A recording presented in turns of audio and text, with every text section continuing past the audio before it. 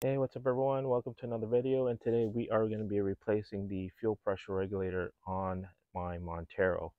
I've been experiencing a few symptoms that indicate that it's probably the fuel pressure regulator that's starting to fail. And those symptoms are when I'm initially starting the Montero, it usually starts within right away, a second or so.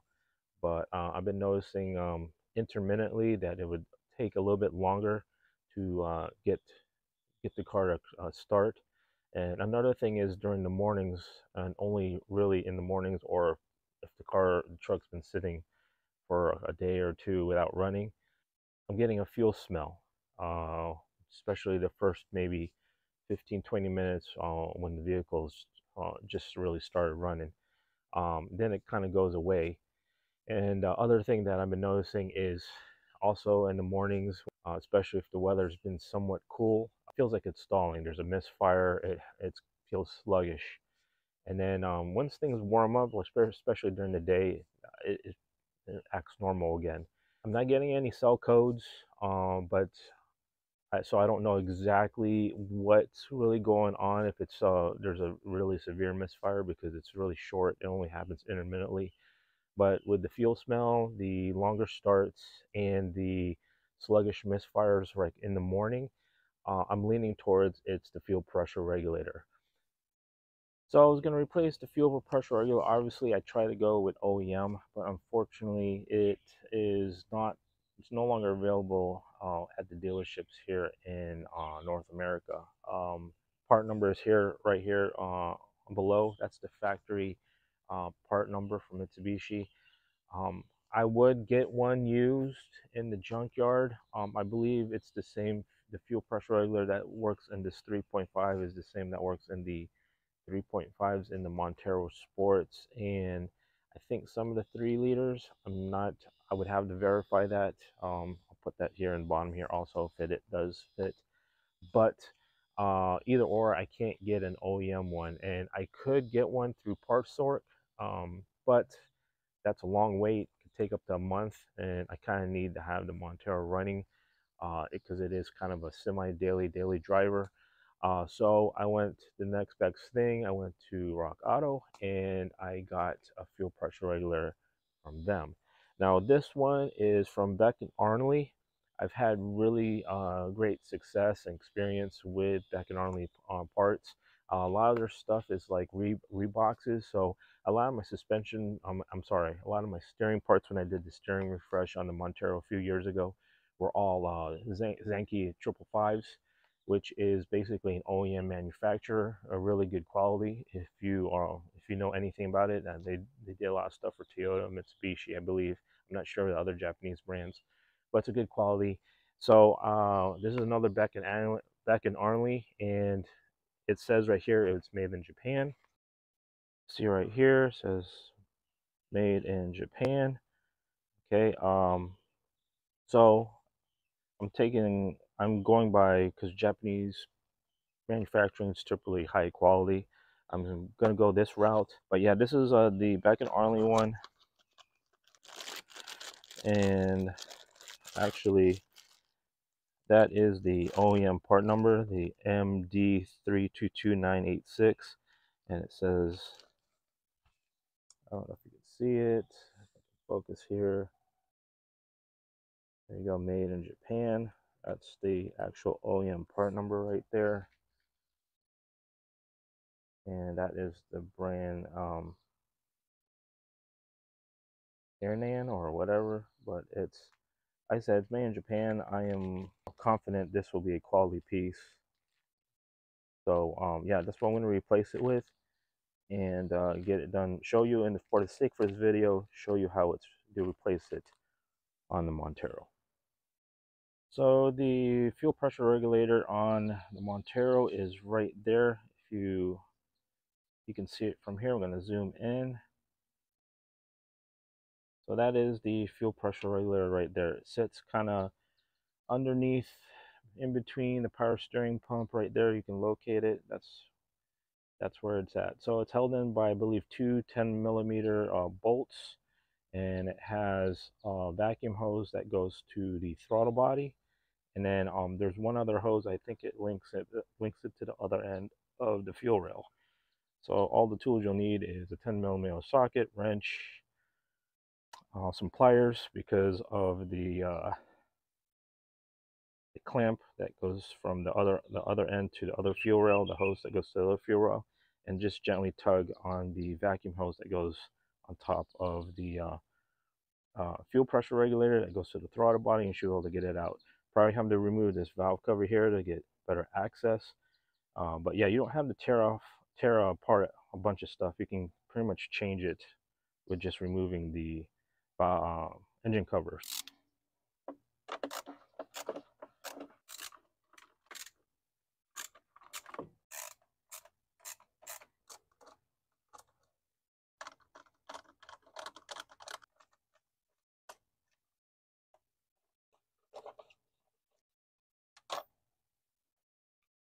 Okay, the engine cover is off. So there's a fuel pressure regulator. There's a hose that links it up right here to the other side of the fuel injectors. Right, so um,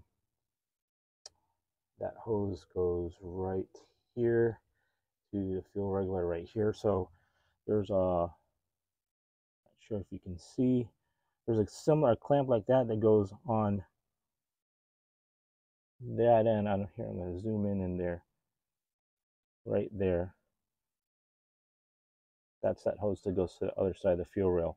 Yeah, I disconnect that. Then there's two 10mm bolts right there, and then one up top, and then that should come right out.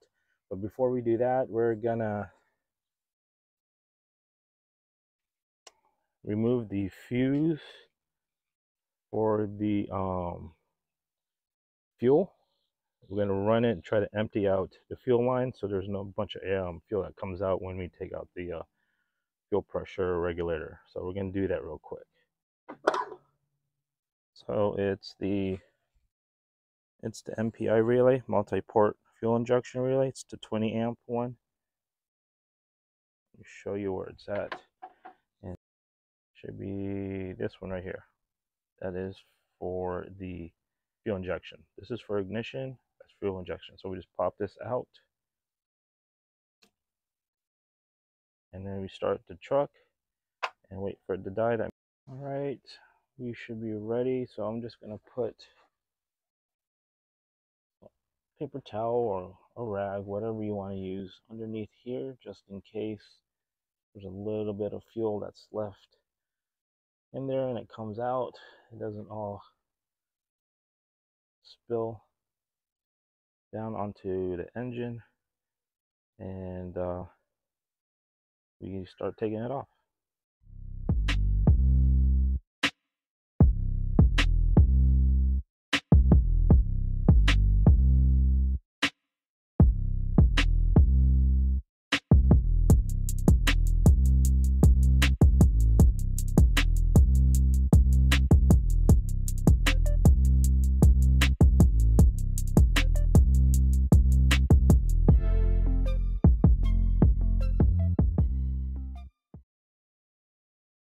Okay, ran into a problem, just old car problems, I guess. While I was trying to remove this part of the hose that's connected to the fuel pressure regulator, these factory clamps, see where this part is and that part, and there's another a foot that's supposed to be there, and then you're supposed to be able to grab both, loosen up the clamp. Well, if you see, the foot on that one is still there, that one's there. This one broke off. So while trying to loosen this clamp so I can remove the hose, it started to dig into the hose, as you can see there. And obviously this is something you cannot risk because it's fuel.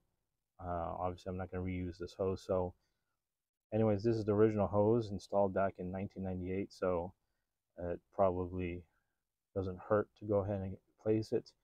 But yeah, I got another one of these clamps, which is not a big deal. Just got to get a new hose, cut it about the same length, and replace it. But yeah, just be careful if you try to remove these clamps. There's not a lot of space in that area, so if you have some really long needle nose, that will help, maybe with a slight curve like the one I have. It's over there, has a little curve that can help, but just forewarning you, you might run into this.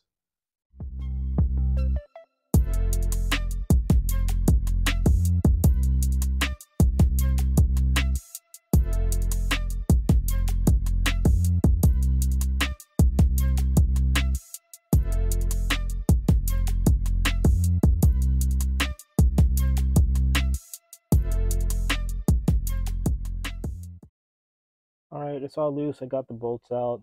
Both hoses are out, so it should just come out pretty effortlessly here. Might have to wiggle it out from where it's at. It should come right out.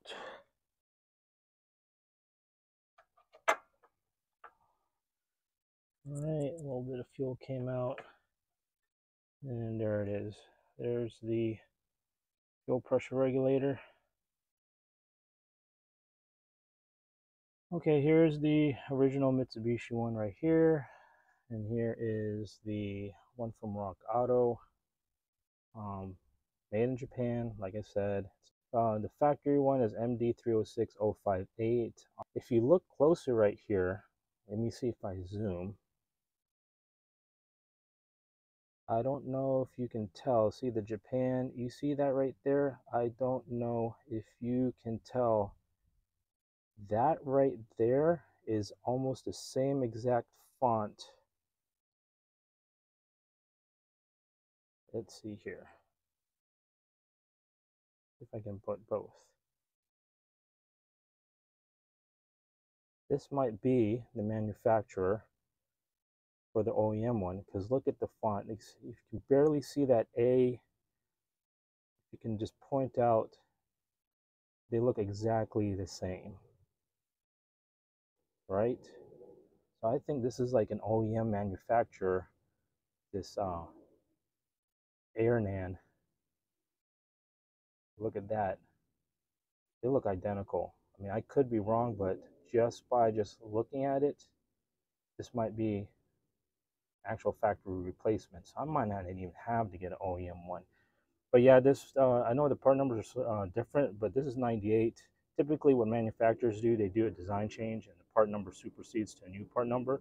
Still fits, but on RockAuto, it is clearly says it's compatible with my Montero, so that's what I got. So there you go. Hope this helps you out right there. We're gonna put this one in, and this one I'll just go in trash. Right, I'll put this one back right here.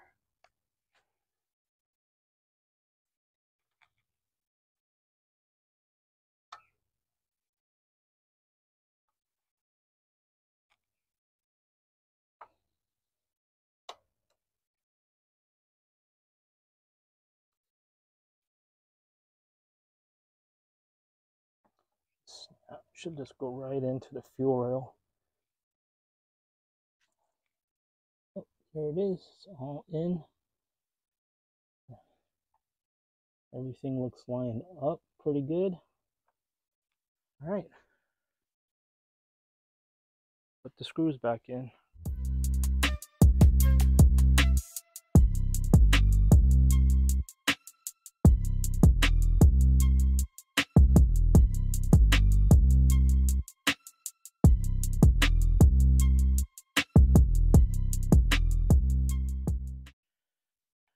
All right, everyone, this is the old fuel line right here.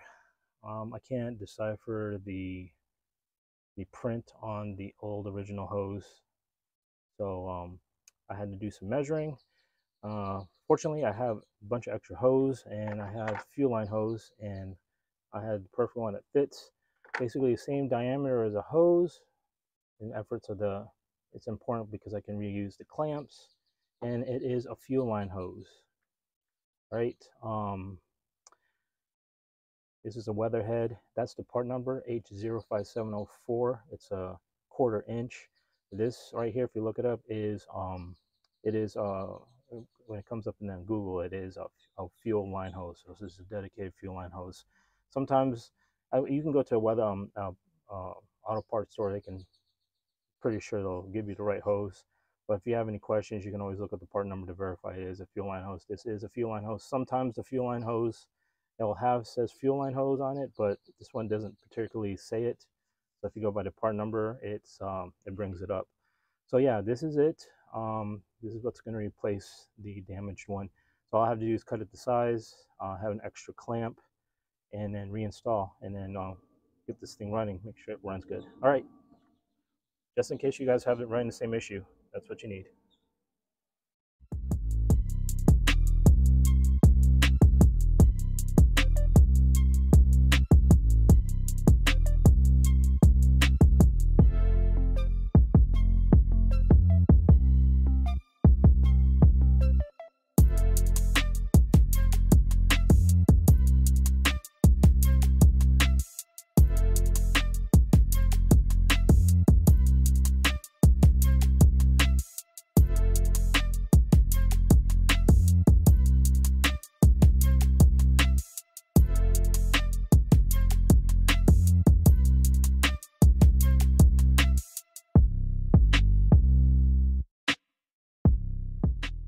All right, all installed. There you see it. Fuel pressure regulator is all in. Everything's hooked up.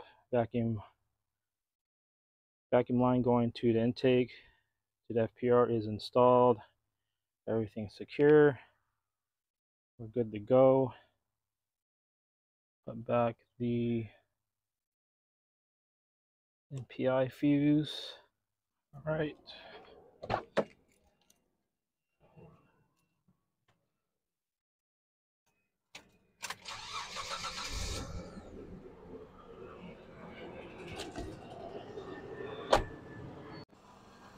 All right, then after you start, you just make sure there's no leaks, fuel leaks or anything like that in the area.